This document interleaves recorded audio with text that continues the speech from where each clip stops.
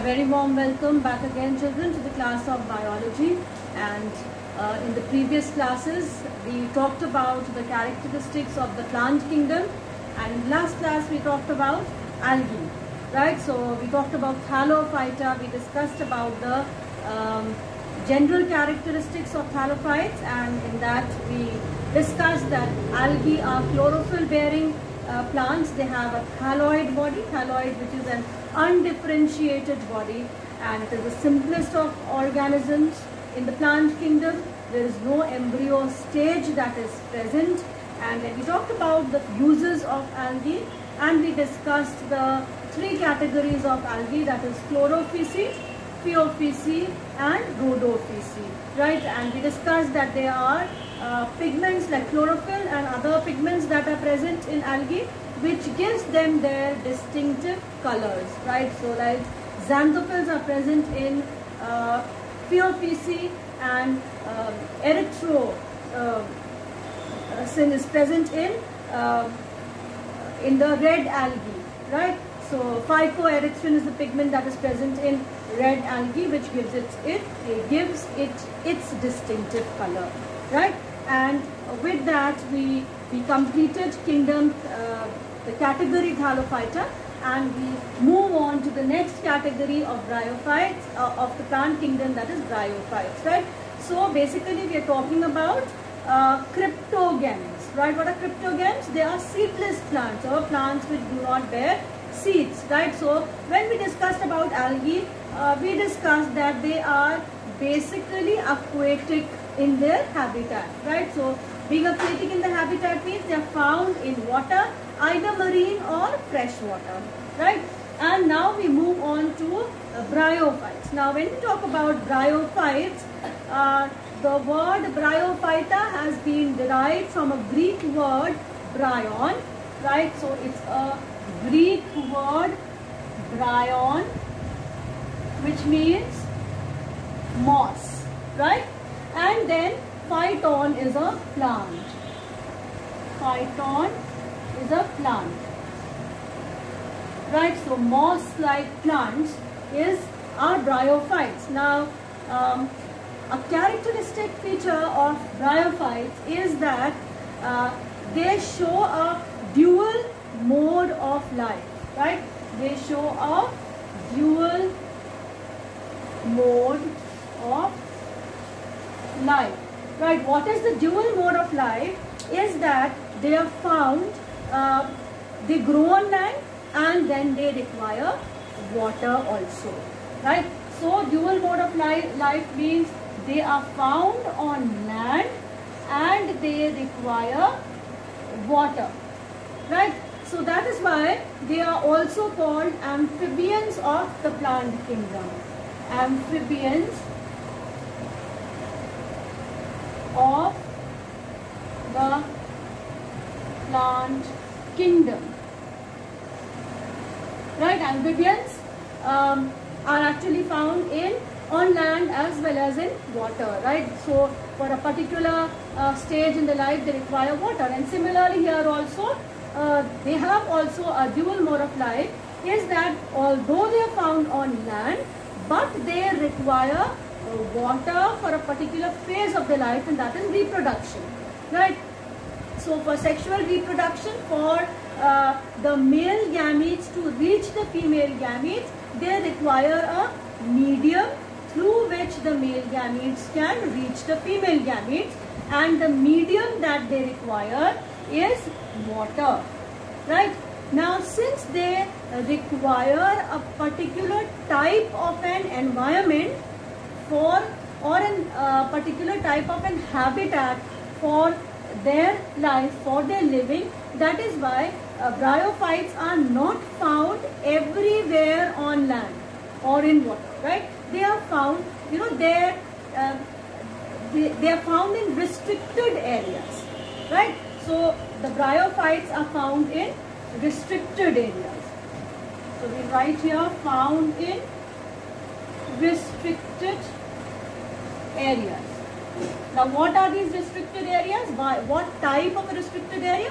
Those areas where water is found, because water is required for sexual reproduction in bryophytes. That is why they are found in restricted area, right? They are found on land and they are found in water. So we can say the first type of plants that were found to be on land although they required water, right? So those were the bryophytes, showing dual mode of life.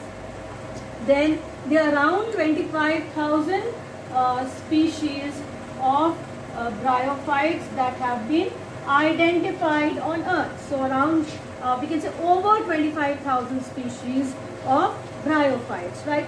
Now what kind of a habitat they are actually found in, right? So they are found to be living in damp and shady habitats where there's not too much of sun, right? Dampness means where water is also required, moisture is required, right? So they are found, their habitat is damp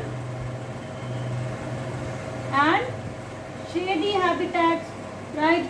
Damp soil, so obviously there will be water there, right? So dampness is there, and the bryophytes, they seldom attain great heights, so they are not very tall plants, right?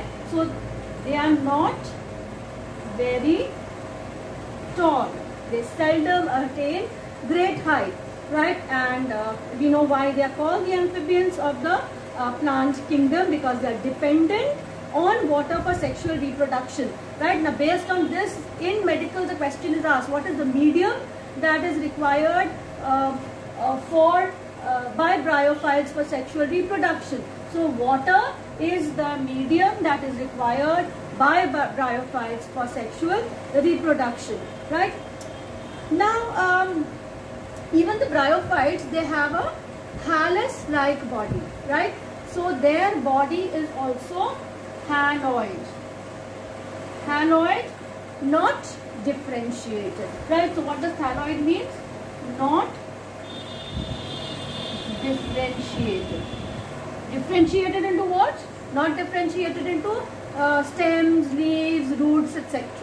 Right? But then if we compare the body of the bryophytes to those of algae, we find that bryophytes have a little more differentiated body as compared to the algae, right? But still not very well differentiated.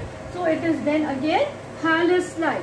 Now, if we look at the body of, at the structure of a bryophyte, we find that the bryophyte is dorso-ventrally flattened, right? So they have a dorso-ventrally flattened structure. What does a dorso-ventrally flattened structure means? That generally these have a leaf-like body, right? So if we look at the surface of the plant, the above part, if we look at the palm of our hand, right?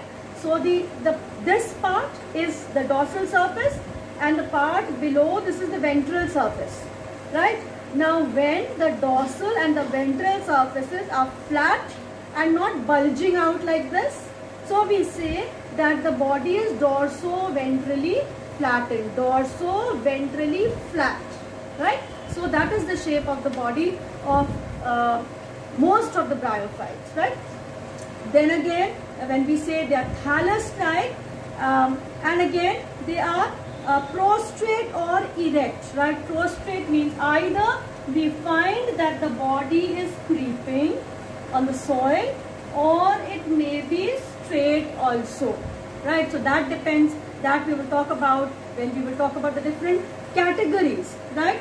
They are attached to the substratum by either. Now they need some structures with the help of which they can fix themselves to the substratum, right?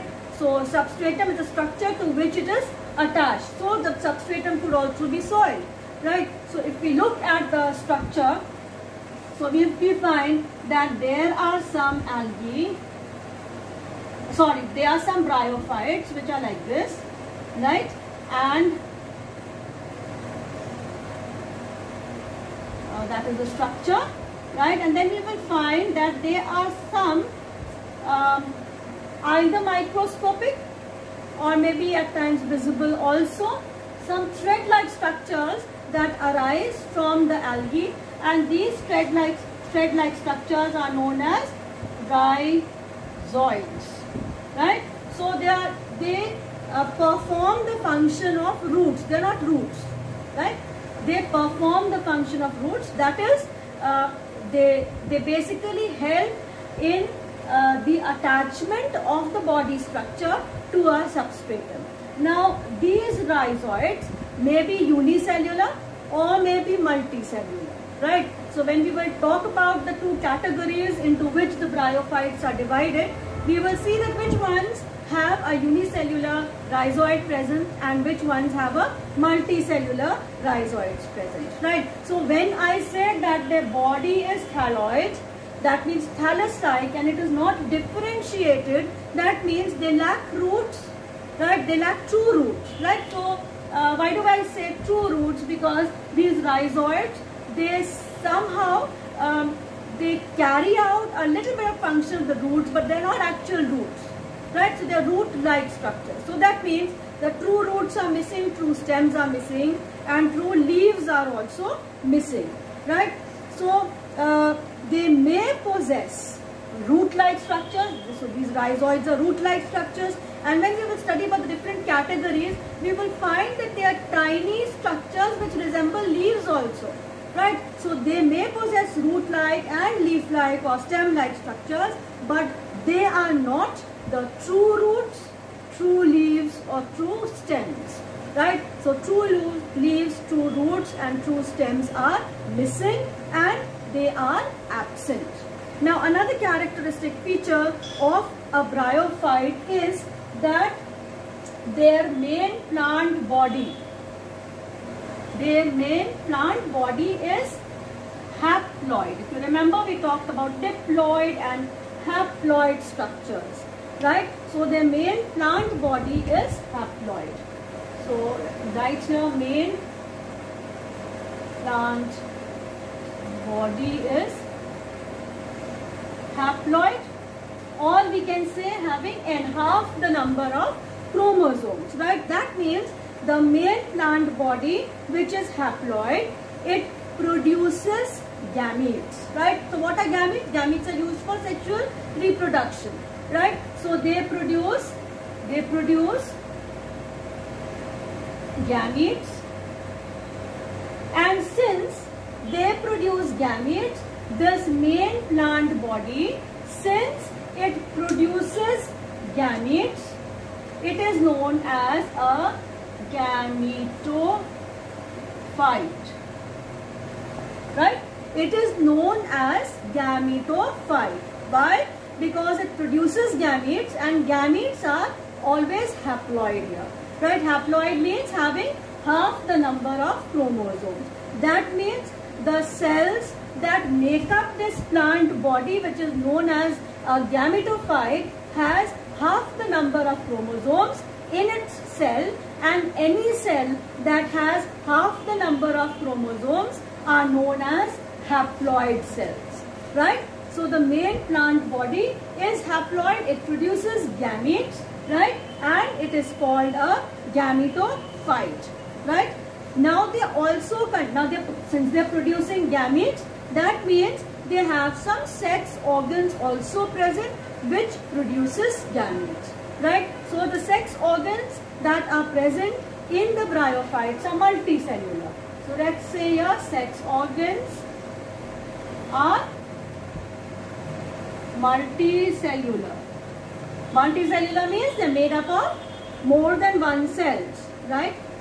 The sex organ of the male is known as antheridium, right? So how do we represent a male? We represent it like this, right? So the sex organ of male is known as antheridium, right? And the antheridium, it produces flagellated gametes, right? So these gametes are biflagellate, having two flagella, and they are known as antherozoids. Antherozoids, right? Then the sex organ of female is known as archegonium, right? So that is the name of the sex organ of females, and this sex organ of female is flask shaped, right? Flask shaped means in the shape of a flask, right? So that is the shape, and these archegonium they store or they produce eggs, right? So the gametes that they produce is eggs.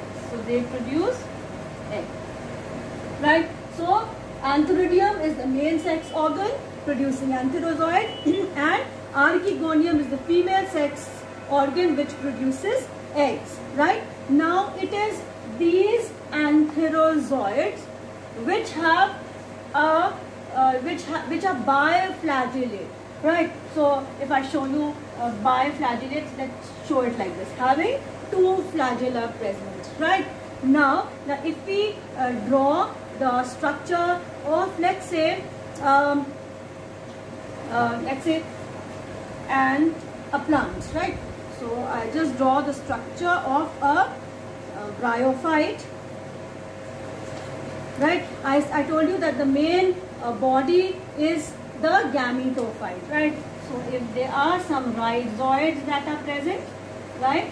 So they may have some leaf-like structures present, right? And this is the structure, and this is the part that is called the capsule, which bears the spores, right? Now what happens is, let's say this is the female plant bearing the archegonium, right? And now for fertilization, the antherozoids have to come and fuse with the eggs, right? Now this is the gametophyte. Now this part, this structure here is the gametophyte, right? So this structure is the gametophyte, and what happens is the antherozoids, let's say here, this is the antherozoids, this has to reach here for sexual reproduction so that fertilization can take place, right? So water is required for the antherozoid to swim and reach here. When it reaches here, fertilization takes place, right? And once fertilization takes place, then what happens is, after the so water is the medium that is required for the antherozoids to reach here to the female plant, right? So once fertilization takes place between the antherozoid and the egg cells, that is fusion of the male gamete and the female gamete, as a result what happens is that a zygote is formed, right? So as a result what will happen? A zygote, as a result of this, a zygote is formed, right? Now what is a zygote? Zygote is always diploid, right?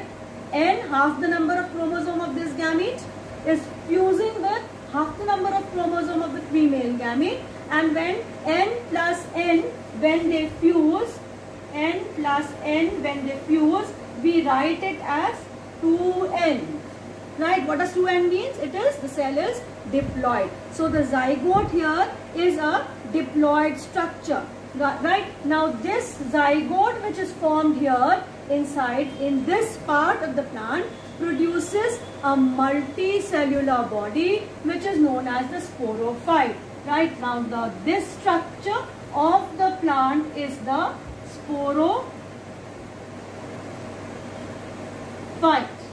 right?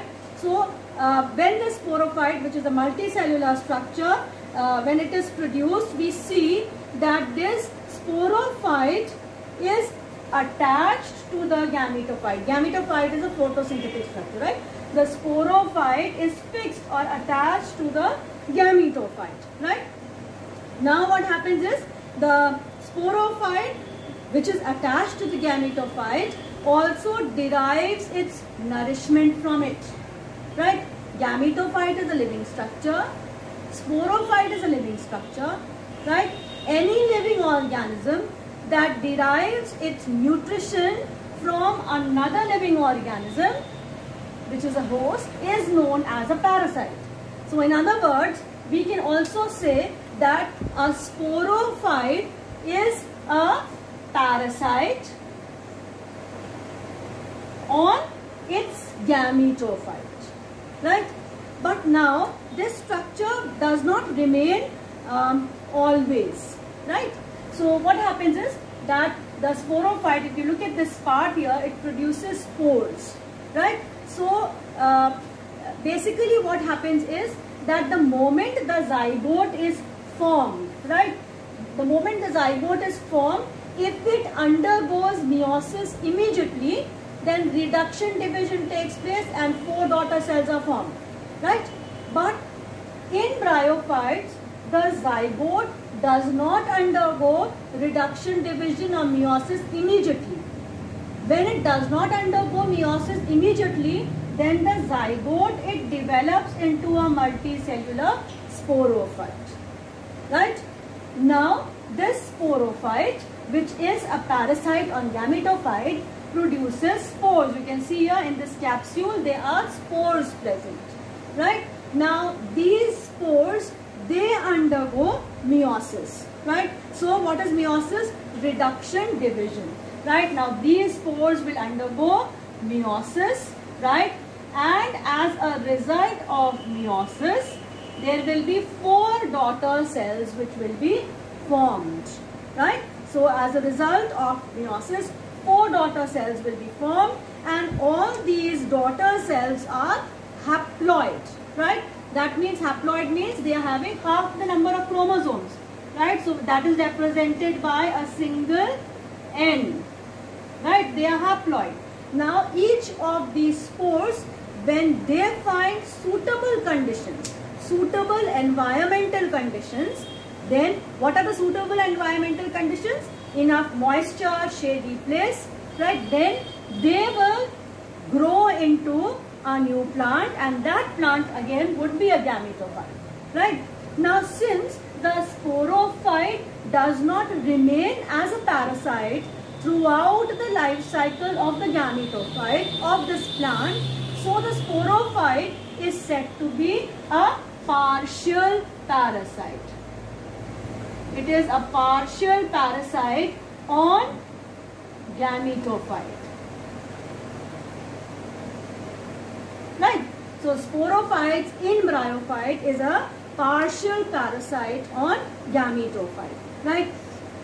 Now very importantly, we need to know that the main body, right? So the main plant body is a gametophyte in bryophytes. What are gametophytes? They produce gametes, and all the cells of a gametophyte are haploid. Haploid means they have half the number of chromosomes present in each cell of their body, right? And then the sporophyte develops. The sporophyte is a partial parasite on gametophyte, right? Water is required as a medium. Why is water required? Because the antherozoids, they require water to swim to the archegonium, where they can fuse with the egg cells to form a zygote, which is also known as fertilization, right? So these are the general characteristics of bryophytes, right? So we will quickly go through the economic importance before we move on to the divisions. Now how are bryophytes important, right? So how are they economically important? Remember, we talked about the economic importance of the uses. When we say economic importance, so we discuss how they are useful, right? So we talked about the importance of algae also in the previous class, and here we will talk about the bryophytes, right? So economic importance, and when we say economic importance,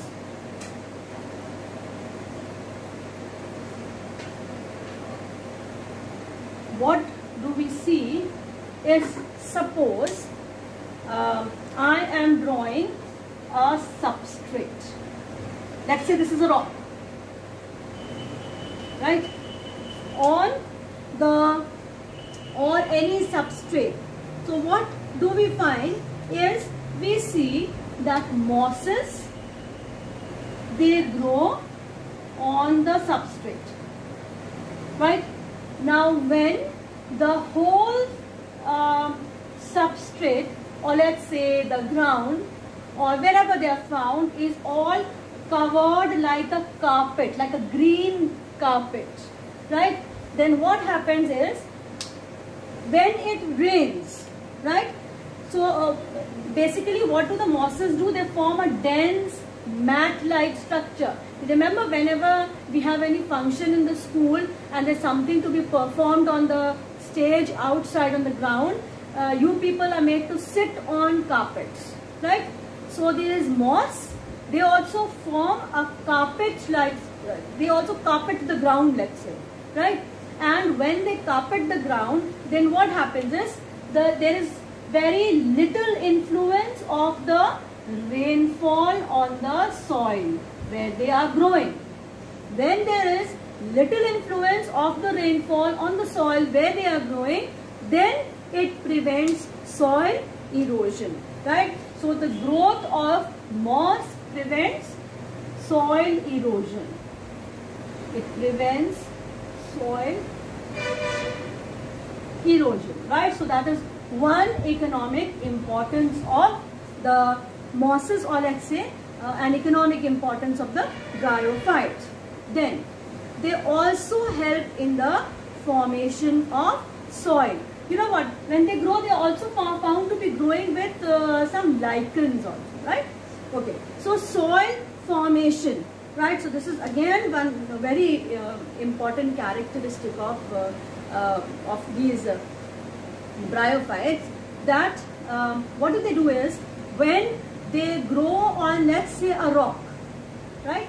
So when they grow on rocks, they produce certain acids, right? And these acids, they lead to the weathering of rocks, right? So what is the weathering of rock? Weathering of rock means the breaking down or the crumbling of rocks. Weathering takes a lot of time, right? So if we, let's say, if we draw a rock like this, right? And the mosses are growing,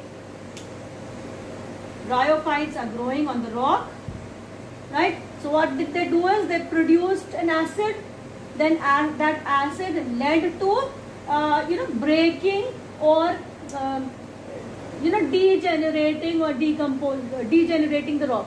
As a result, what happens is thin crevices are formed, right?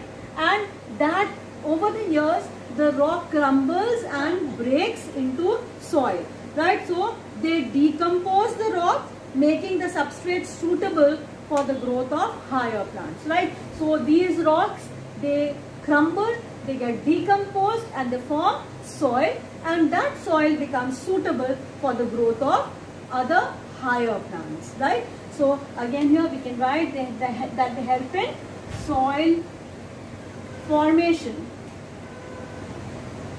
right? They help in soil formation. Now third economic importance is that there are certain bryophytes which are hydrocolloidal in nature. If you remember, we talked about algae, right? Algae being hydrocolloidal in nature means they have water retention capacity, right? So there is one species of bryophyte which is known as sphagnum, right? So sphagnum, sphagnum is one bryophyte, right, which has a very, very good water holding capacity. That means it can absorb water around 80 to 26 times of its weight, right? 18 to 26 times of its weight, right? So the third we can say is good water retention. Water retention means water holding capacity, and sphagnum is one example of a bryophyte which can absorb water around 18 to 26 times of its weight. Now how is it important if it is just absorbing the water?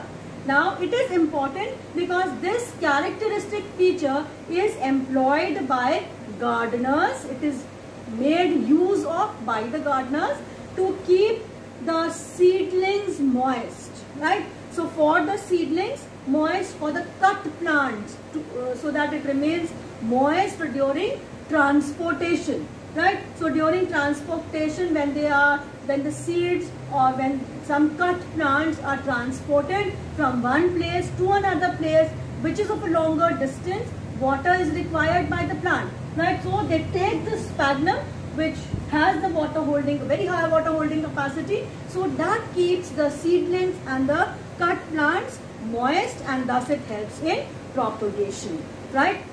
Next economic importance is, next use is that they can be used as peat, right? A kind of, you can say, a fuel, right, which is formed. Now how is this formed? The old dead parts of moss, right? Moss is a bryophyte, and other marshy plants also, they form the dead plants. Over the years they become fossils, right? And over the years, by the deposition of soil and all these fossils here, they form peat, right? So the peat is dried, and the blocks of peat are used as fuel. So peat is again very important, and it is also a good manure also. It overcomes the alkalinity of the soil. If the soil is very alkaline, then peat removes that alkalinity of the soil and increases the water holding or the water retention capacity of the soil, right? And it is good in aeration also. Then other uses, in other uses we can say they are good source of animal food, right? So fifth we write that they are good source of animal food. They can be used as food by the animals in the rocky and ice-clad areas, right? In these areas, bryophytes are used. And another very important thing we find is that there is one species of bryophytes which is employed in removing kidney stones, right? So polytrichum,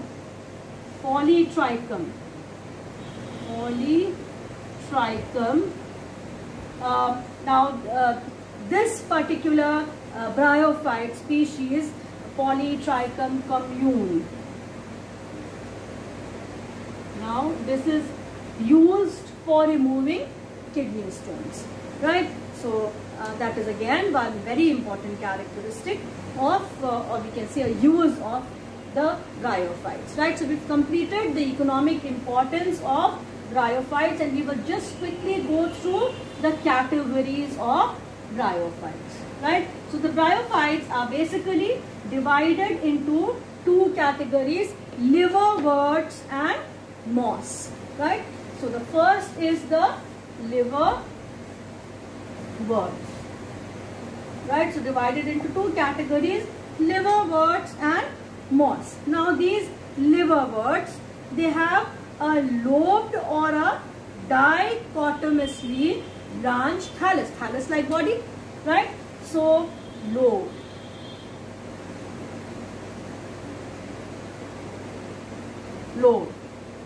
right? Dichotomously branched or lobed body, right? Which is dorso-ventrally flattened. I explained it to you just now, leaf-like, right? Dorsal is the upper surface, ventral is the lower surface, and when it is flat, it is said to be dorso-ventrally flat surface, right? So that is the structure or the body of a liverwort, right? Other than that, we see that they have those rhizoids. I drew it earlier. These rhizoids that are present in liverworts. So let's write the characteristic first. So they have a lobed body, lobed thallus-like. Body is lobed and thallus-like, right? They are dorso-ventrally flattened, right? They have rhizoids are, I explained what a rhizoid used for. So rhizoids are unicellular unicellular. Right, so they have unicellular rhizoids present. Apart from rhizoids, they are also when we talk about reproduction, right? All the bryophytes, if they reproduce vegetatively, then they reproduce by fragmentation, right?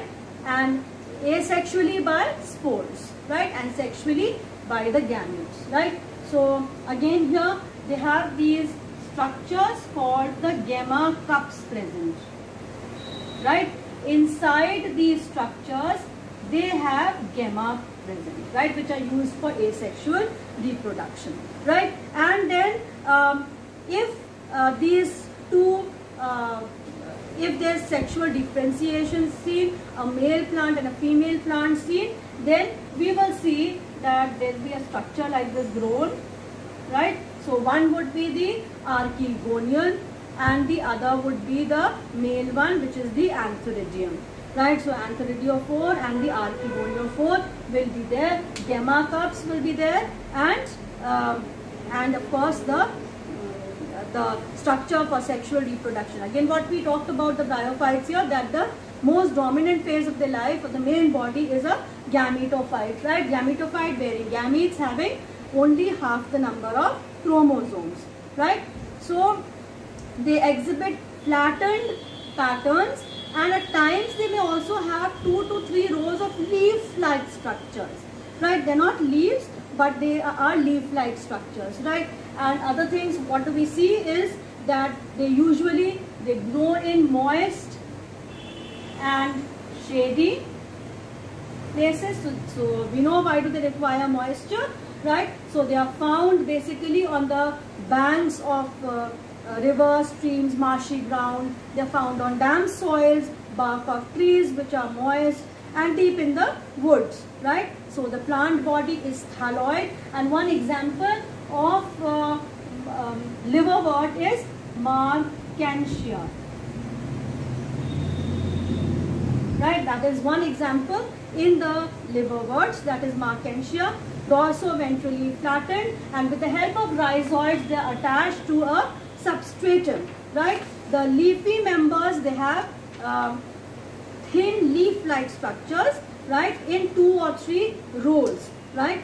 And they have also stem-like structures. If they reproduce vegetatively, then they reproduce by means of fragmentation, right? Asexual reproduction in liverworts takes place by, of course, fragmentation of the thalloid. That thalloid body, that is, pieces break and they grow up into a new structure, or by the formation of specialized structures which are known as gamma, right? So these are the gamma cups or the gammae, right? And singular is the gamma and plural is gammae. So I'll just write it here. These are gammae, G-A-M-M-A-E, right?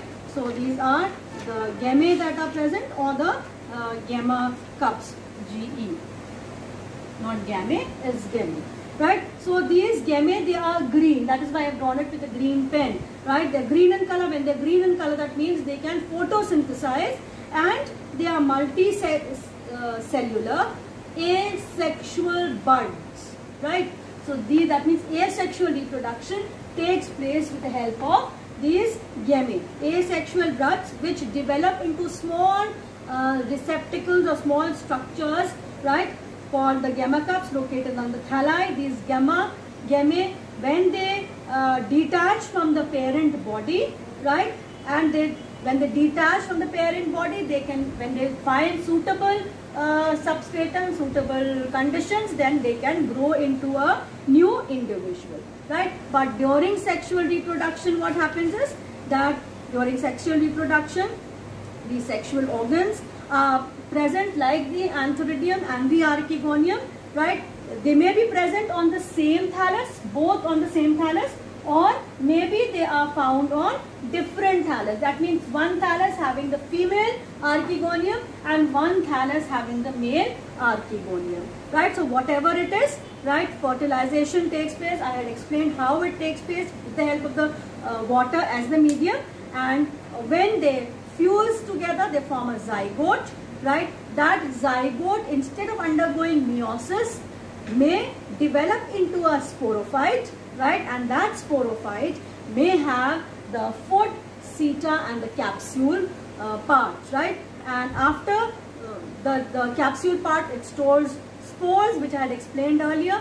These spores, they undergo meiosis, right, within the capsule, and these spores, when they are released, they germinate to produce meiosis means having when 4 daughter cells leads to the formation of 4 daughter cells. All the 4 daughter cells are haploid, and so they lead to the formation of the gametophyte, right. So that's about the liverworts, and we come to the last part, that is the mosses, right. So 2 categories of bryophytes, liverworts and mosses. That is what we are studying, right. So the next category are the mosses, right, moss, right.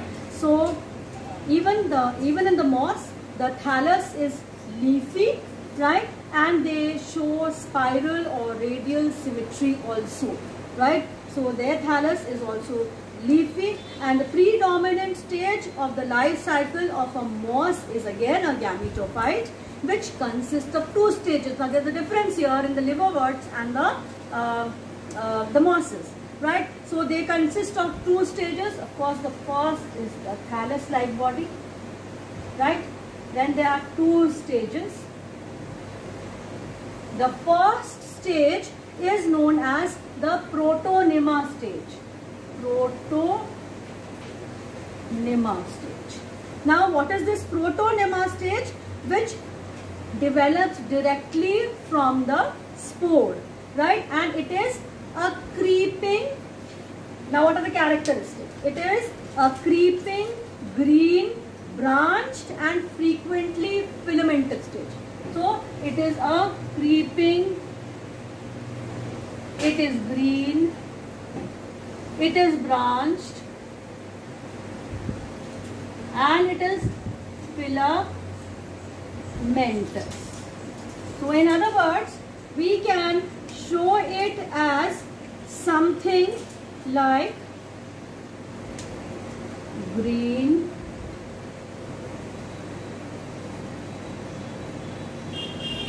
creeping, not standing straight, so they are creeping, right. We can say they are branched by showing a branch coming out, right, and they are filamentous, filament-like, right. Of course, they will have root-like structures that are present, right. So that is the protonema stage, and the second stage is the leafy stage, right. So the second stage is the leafy stage. Now what happens in the leafy stage? The second stage, which develops from secondary protonema, right. This is the protonema, from this another protonema, so that is the secondary protonema as a lateral bud. A bud, lateral, sideways, a bud is formed, right. A bud is formed from lateral bud. They consist of upright, now let's see, they consist of upright, slender axis bearing spirally arranged leaves, right. So upright, slender, bearing, let's say, spirally arranged leaves, right. So that is the leafy stage. So this is creeping, and the leafy stage is upright. The leafy stage is upright, slender, right, and bearing spirally arranged leaves, spirally arranged